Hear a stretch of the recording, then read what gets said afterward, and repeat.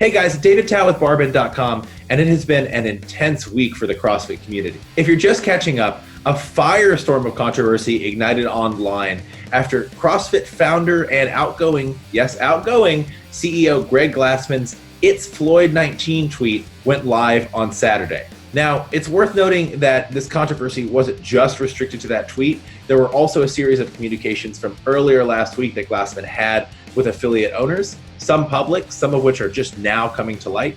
BuzzFeed actually obtained the audio of a Zoom call that Glassman had with some affiliate owners that also caused a lot of controversy.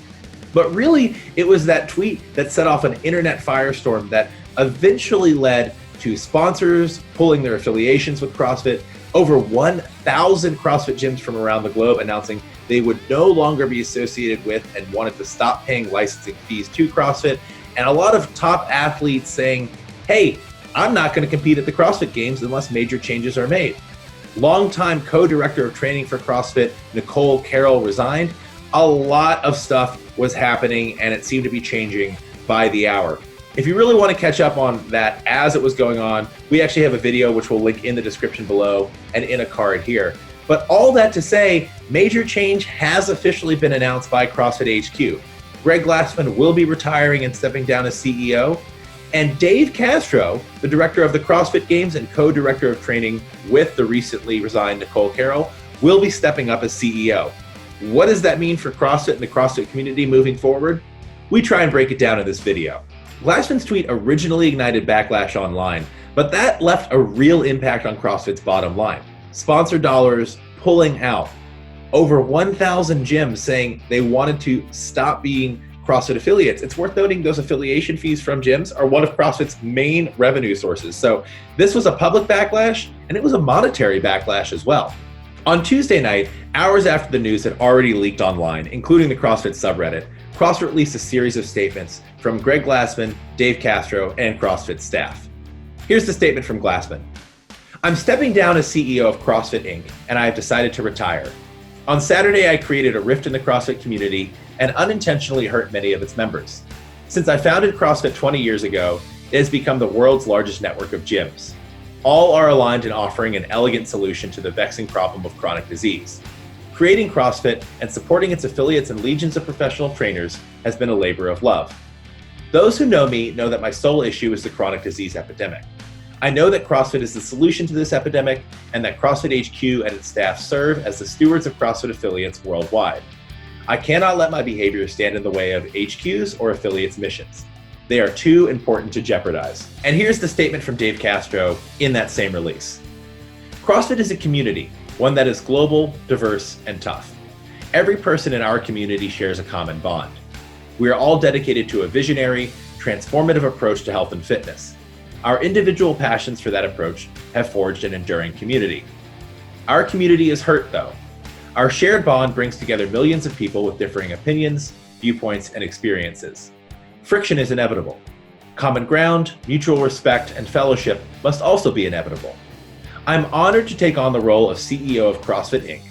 I hope to do right by affiliates, trainers, athletes, and other members of the CrossFit community around the world and never lose sight of the mission Greg established for us all. At the same time as the release of Glassman and Castro statements, CrossFit also released a letter with the byline, just by CrossFit, by the staff at CrossFit. We don't know exactly who or which group of people wrote this from within CrossFit HQ. They released a letter titled, Why Didn't CrossFit Just Say Something? It's a candid direct address to the CrossFit community, and it's admittedly a bit more self-aware than we're used to seeing from these kind of formal corporate speak letters. In one section of the letter, CrossFit even says, it is rare for us to speak on these types of issues. We struggled the past few weeks because we allowed our desire to get it right to paralyze us. It's a letter that's part apology, part request for forgiveness, part self-reflection, and it actually ends with a section titled, This message is late, long, and imperfect. I highly recommend giving it a full read. They also have such quotes as, we disappointed you. It hurt you and us. We need to talk. That's in the opening section. This is a document really unlike anything we've ever seen come out of CrossFit HQ. So who is Dave Castro, the new CEO of CrossFit? Previously, Castro was already one of the most well-known figures in the CrossFit community, and especially at CrossFit HQ. Really second only to Greg Glassman when it comes to employees of CrossFit, and actually in some circles he might be more well-known. He's the co-director of training of CrossFit with the recently resigned Nicole Carroll, we covered that a little bit earlier, and director of the CrossFit Games.